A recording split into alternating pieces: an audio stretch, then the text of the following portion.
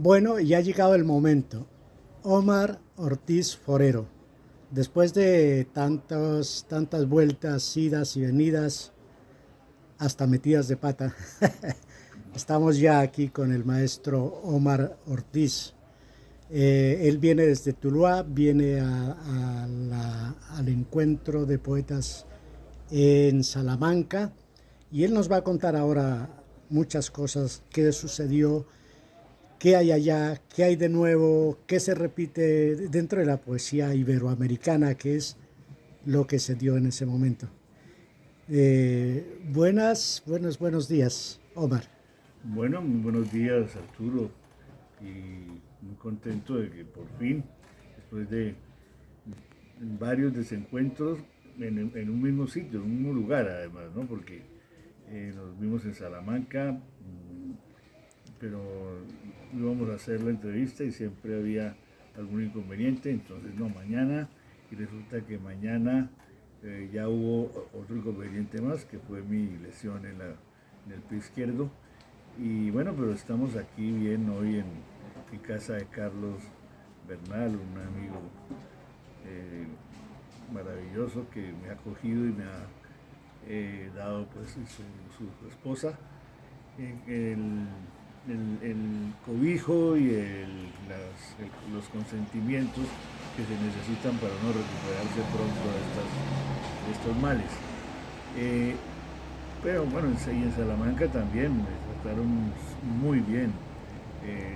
No solamente la familia de poetas que se reunieron, que fueron convocados para este 27º encuentro iberoamericano de escritores, sino en general la gente del hotel. Bueno, el salmantino una persona que habla recio, y cuando uno los oye hablar piensa que lo están regañando, pero resulta que en el fondo son de una amabilidad y un don de gentes bastante grande.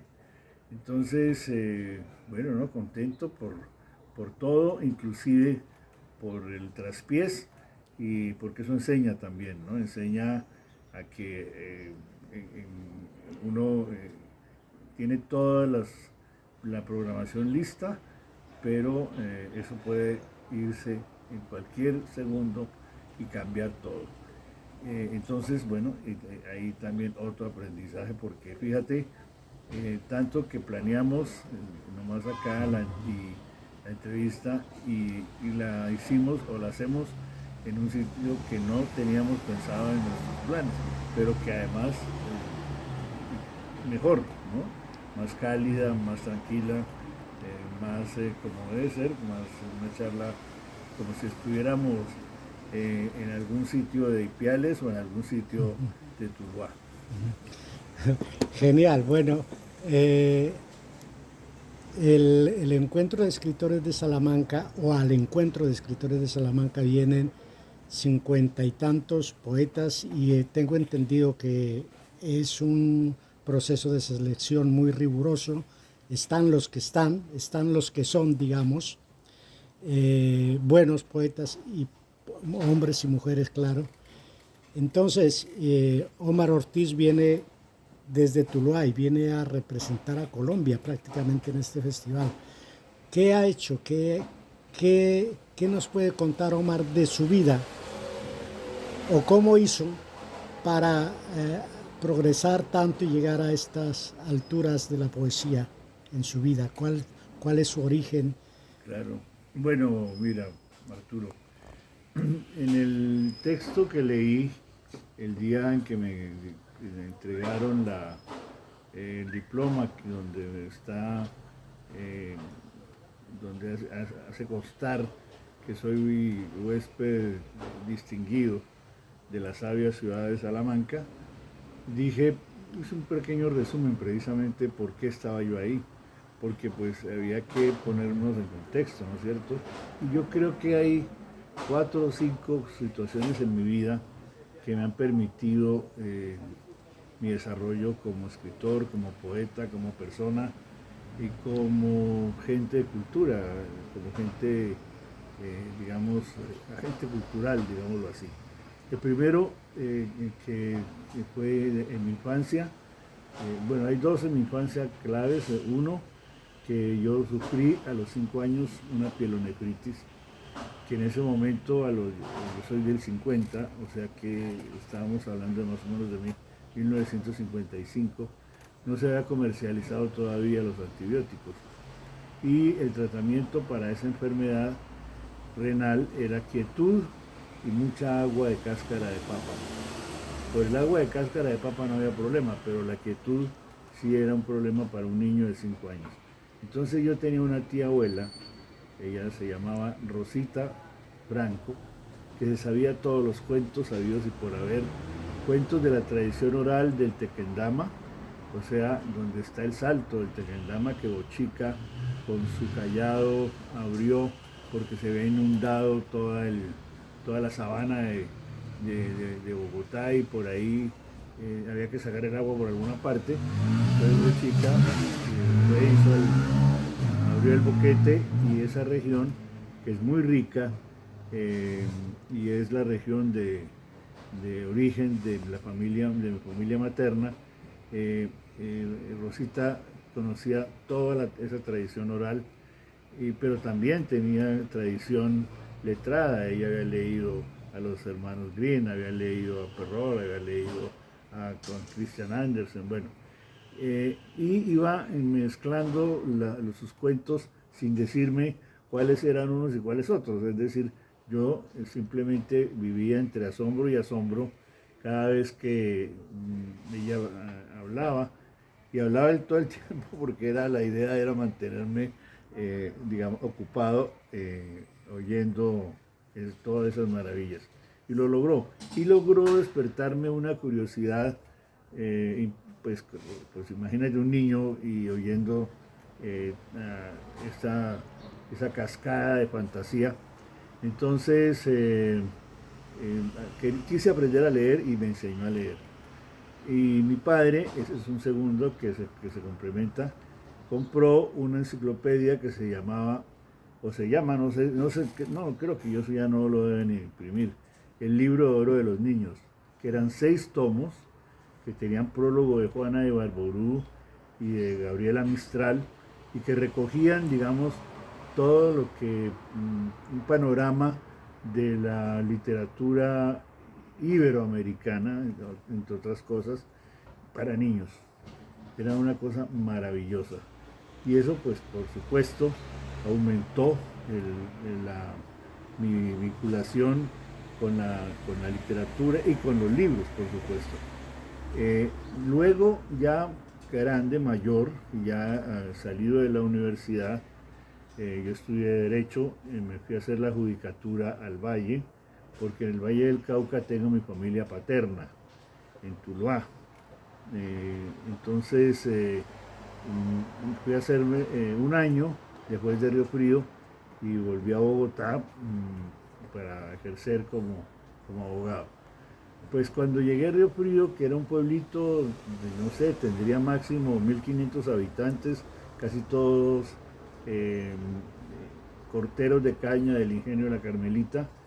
Entonces yo era juez civil, tenía todo el tiempo del mundo, yo vivía ahí, y saqué en arriendo una casa, un casonón, pero no había casas pequeñas, y viví ahí. Fue un año sabático, duré 2 años ahí, que fueron 2 años sabáticos. Aproveché, y ese es el tercero, para leer la biblioteca de Germán Cardona Cruz, un sabio de Tuluá, que tenía una enorme biblioteca, maravillosa biblioteca, y por alguna circunstancia, él era amigo de un pariente mío, por ahí lo conocí, y él comenzó a facilitarme esas riquezas que guardaba. Y bueno, decidí quedarme en el Valle del Cauca, porque vi que podía hacer lo que era mi pasión, que era leer literatura y poesía, y podía ejercer dignamente mi oficio. Porque yo dije, si me voy para Bogotá, tengo que escoger.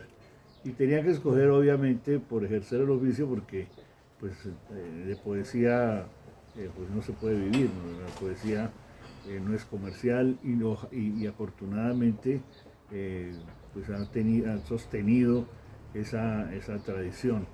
Entonces, pues había que ponerle una actividad económica y dije, no, pues me quedo y me quedé y creo que no me equivoqué en la decisión. Toda mi obra ha tenido que ver con el Valle del Cauca y entonces viene la otra decisión, que es hacer una revista de poesía. En 1987 una amiga me visitó en mi oficina de abogado y me dijo, Omar, vamos a hacer una revista. Ella se llama Ángela Chaguala y yo le dije, una revista de poesía, tú estás demente, estás loca. Me dijo, no, no, no, yo ya tengo quien la financie, tú encárgate de la parte de los textos que vamos a incluir. Bueno, esa revista es Luna Nueva, que sigue vigente después de 37 años. Cumplimos 37 años este año y vamos a llegar al número 50.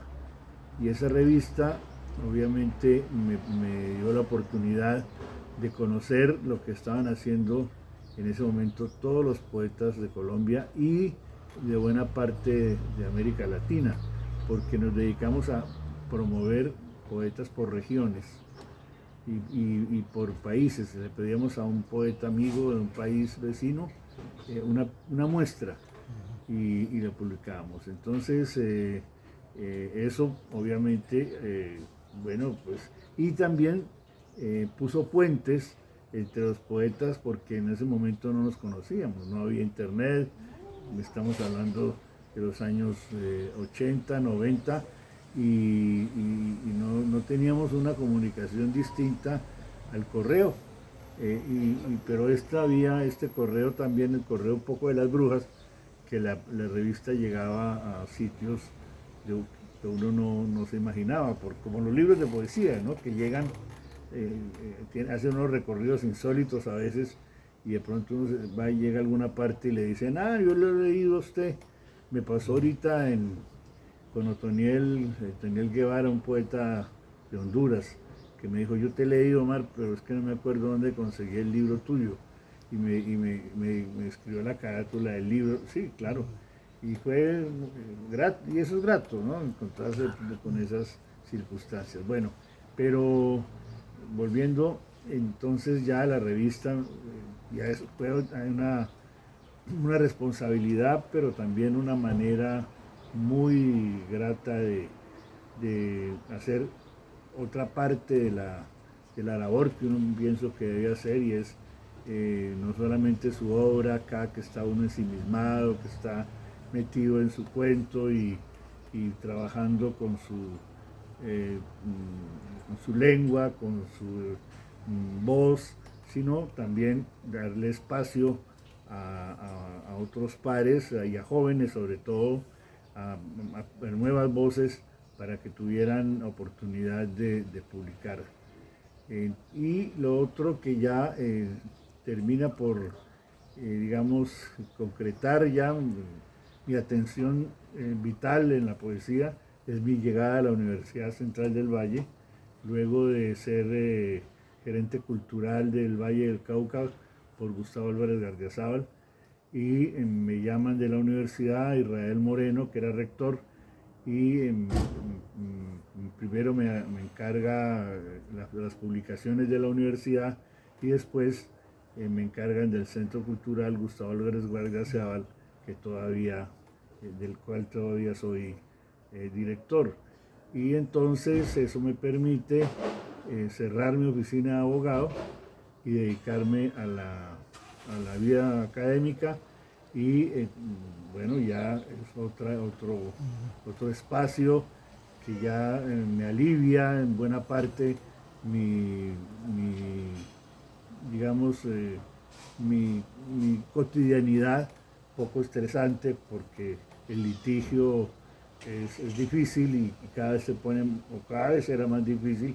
Entonces tengo otros horizontes que son muy gratos para mi ejercicio como poeta y yo pienso que eso ha sido lo básico que me ha permitido crecer digamos, como lector, como el ejercicio escritural, y me ha permitido pues viajar, estar en sitios que no, de alguna u otra forma, no, sin la poesía no hubiera podido estar, y ser invitado a sitios tan importantes y tan llenos de significado como este encuentro de Salamanca, que Salamanca era la ciudad donde se resguardaba, donde se dinamizaba, donde se inventaba la lengua castellana.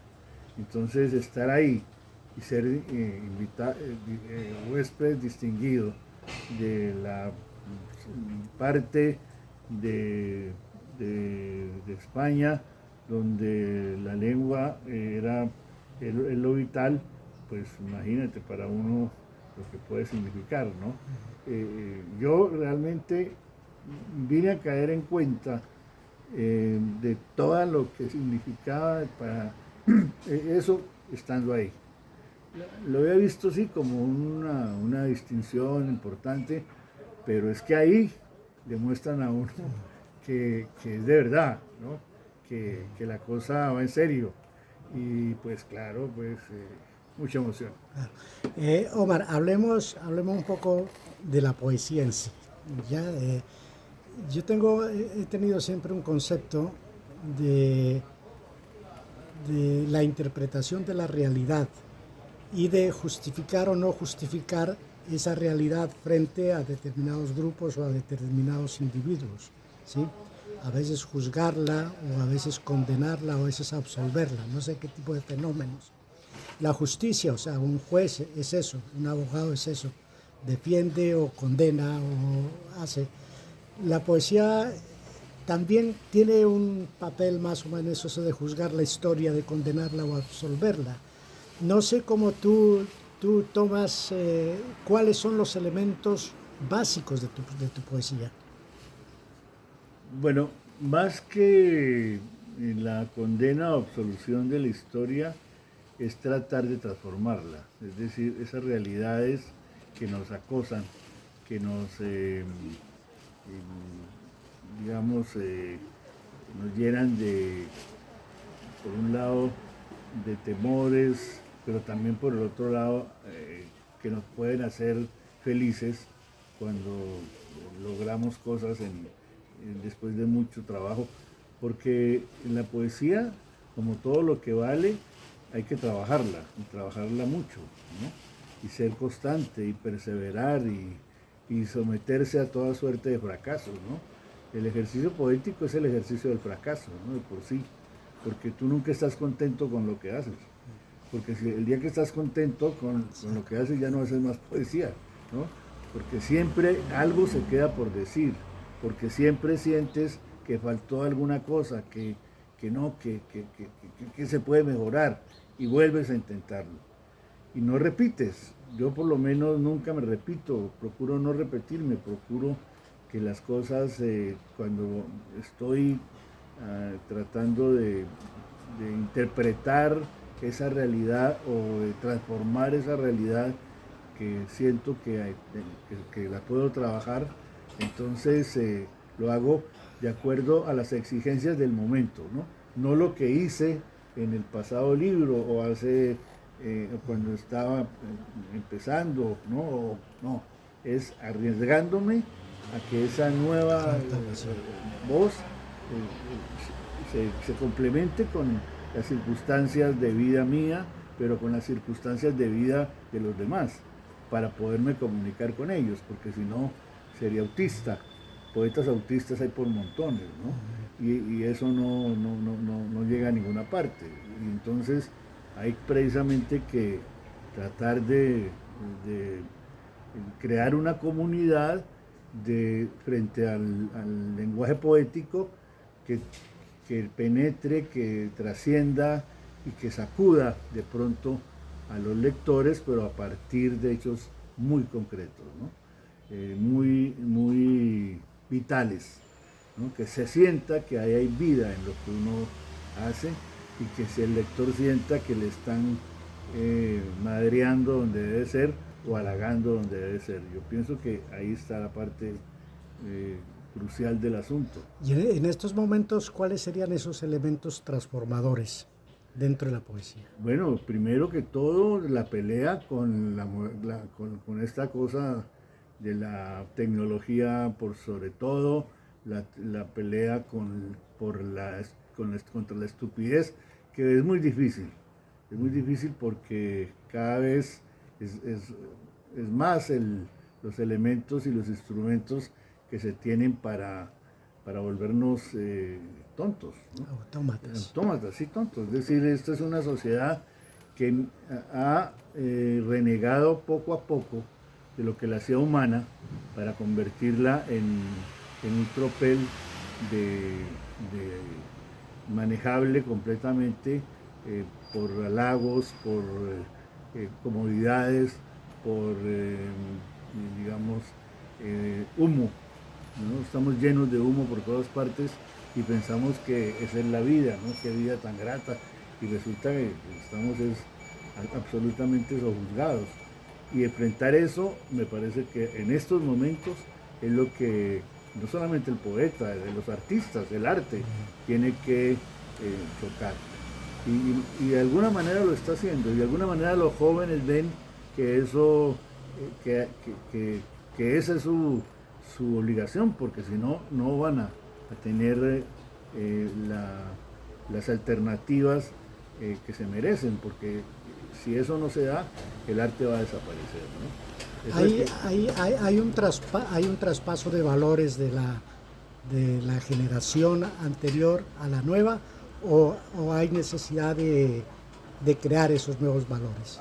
No, yo creo que los jóvenes están asumiendo que no todo lo anterior es malo, porque no es, ¿no? Es decir, si en estos momentos están volviendo a los clásicos, si en estos momentos están volviendo a leer a Quevedo con gusto, si les gusta la décima, si están recitando décimas, si quieren hacer décimas, si quieren volver a la literatura campesina, y están buscando, porque ellos sienten que de pronto hay una desconexión entre por ejemplo, los romances, ¿no?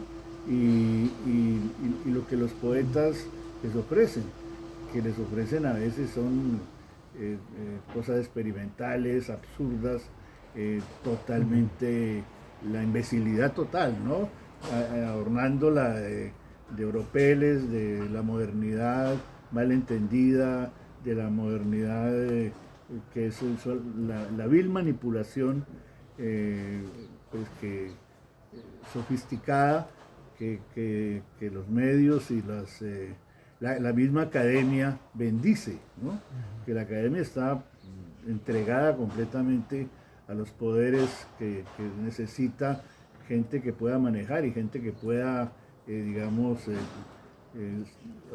tener acceso a puestos importantes para seguir reproduciéndose. Entonces, me parece que en ese caso, pues hay que, los jóvenes entienden que esa parte es mentira y que habría que volver a leer a Cervantes, por ejemplo, ¿no? Y lo están haciendo, o a esa literatura que les dice cosas, ¿no? Que ficciona, pero que además se los pone a pensar, que se ríen, que les da humor, pero que además los pone en una posición crítica frente a lo que están viendo todos los días. Yo creo que por ahí es la cosa. Muy oportuno, creo que para mí muy oportuno para hacerte esta pregunta, porque, a ver, yo estuve hace unos días en un encuentro de poesía latinoamericana, hispanoamericana en Casa de América, aquí en Madrid, y allí se discutía una cosa que, como tú estuviste con poetas hispanos y con poetas latinoamericanos, digamos españoles y latinoamericanos, allí se discutía si hay divergencia o la otra palabra de divergencia. Hay divergencia o... Bueno, la otra palabra no recuerdo. ¿hay un enfrentamiento entre la poesía latinoamericana y la española o hay un encuentro entre No, estas dos hay un cosas? encuentro, por supuesto. Hay un encuentro porque curiosamente los españoles por fin admitieron que para ellos a través del tiempo lo que les ha permitido pervivir ha sido América. ¿Sí? Si América no hubiera aportado todos sus modismos, toda su manera de ver el mundo tan distinta al europeo, este mestizaje no hubiera resultado. Imposible. Ahora lo aceptan y no solamente lo aceptan, sino que se vanaglorian de ello, ¿no? Mira que, por ejemplo, un peruano es el que dirige el encuentro iberoamericano de poesía de Salamanca. Eso ya te da una idea de hasta dónde, ¿no?, ha llegado el mestizaje. Y ahora el mestizaje no es una palabra vacía, realmente se da. Y se da porque donde no se dé la lengua española, el castellano o la lengua española, chao, ¿no? Es decir, es América la que ha permitido nuevos rumbos, nuevas alternativas idiomáticas, nuevas transformaciones importantes no solo en toda esa parte de los imaginarios, ¿no? Ha abierto espacios, ha abierto, digamos, ha sacado esos tesoros maravillosos de Mesoamérica o esos tesoros maravillosos de la sierra peruana, ¿no? Y eso pues,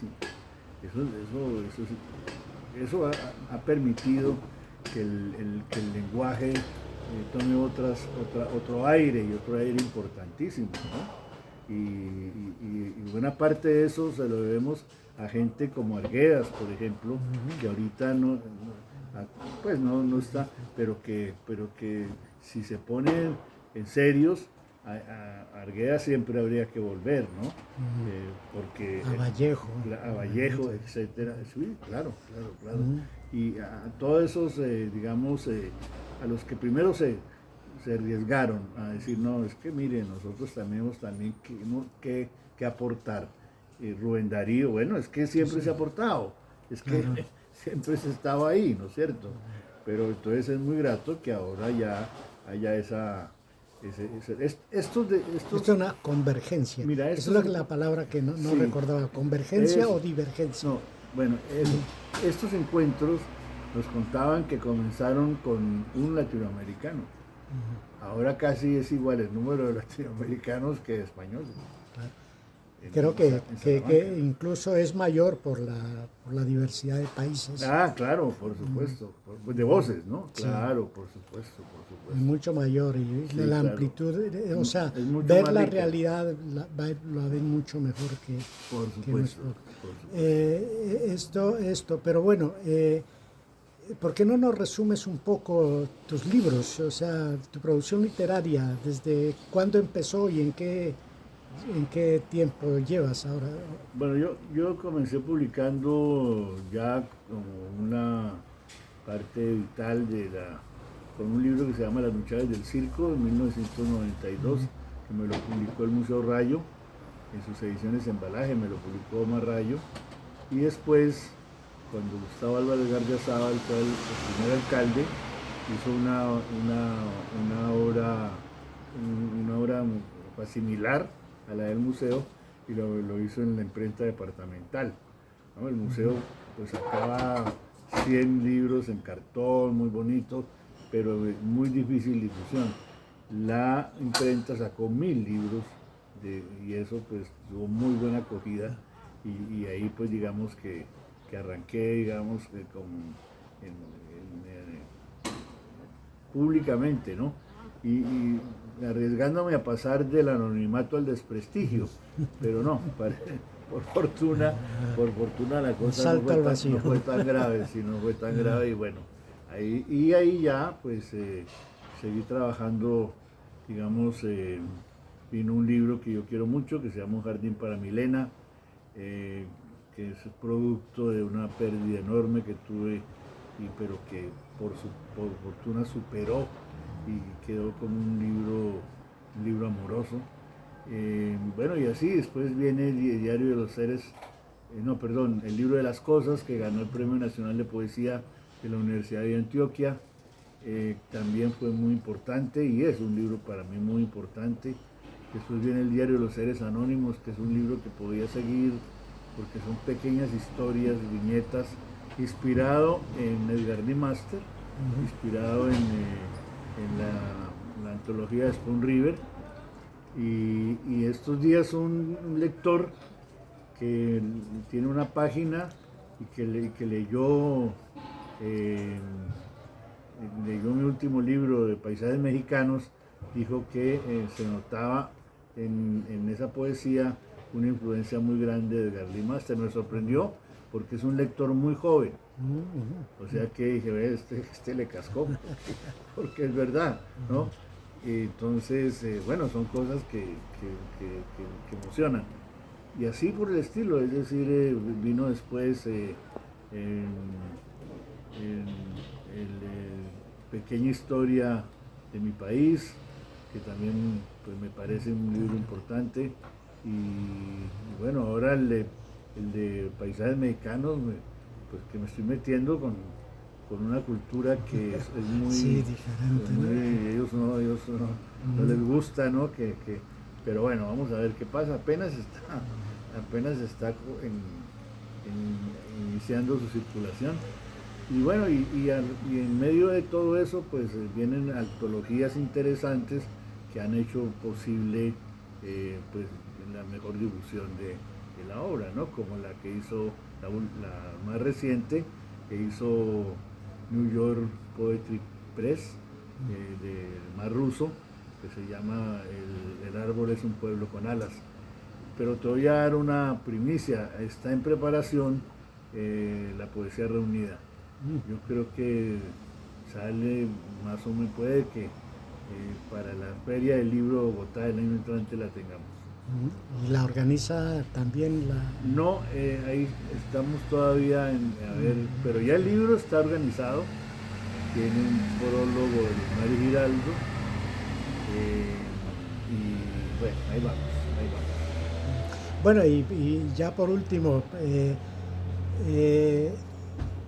personalmente, bueno, yo no me imagino qué se siente uno cuando una ciudad como Salamanca lo declara huésped ilustre.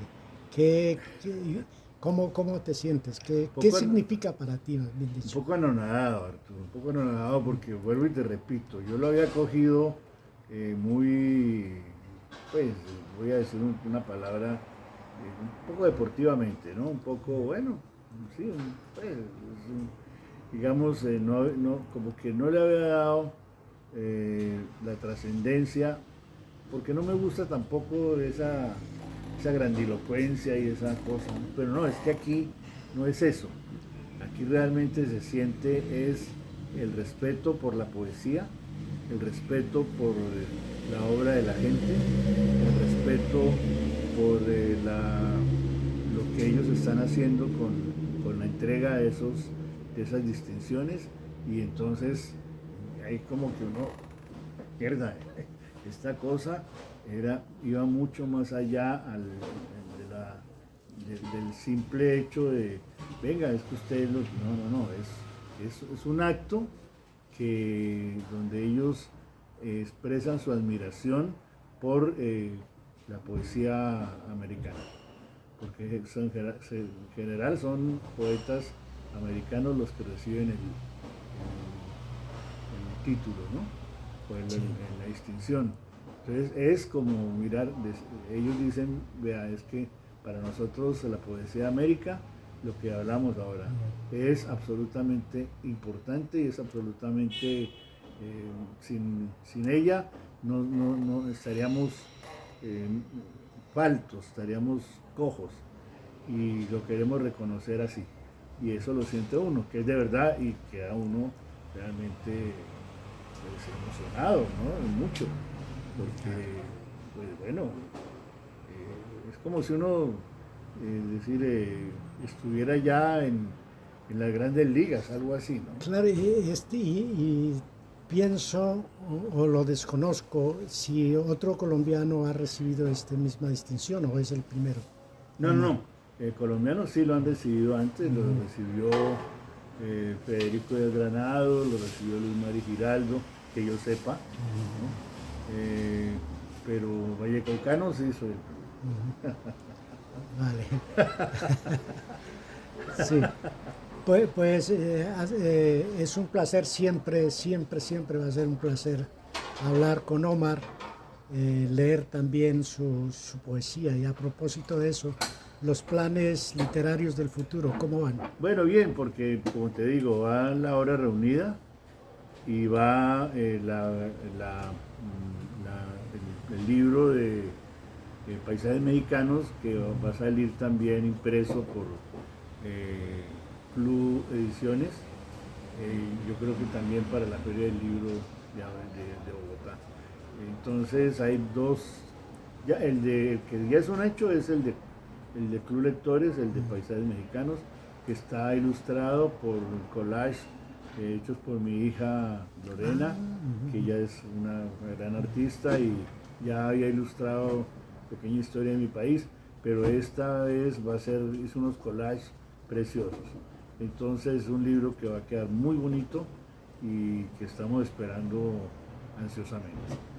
Bueno, pues muchas gracias y ya tendremos oportunidad de escuchar en un recital corto para Conexión Norte-Sur, que es la revista que está haciendo este reportaje y que agradecemos con el alma y el corazón estas palabras. Gracias, maestro. No, gracias a ti, Arturo, porque esas revistas son precisamente y esas voluntades como la tuya de difundir lo que uno hace, pues sin eso no estaríamos un poco en la orfandad. Y gracias por librarnos de esa orfandad. Muchas gracias a ti.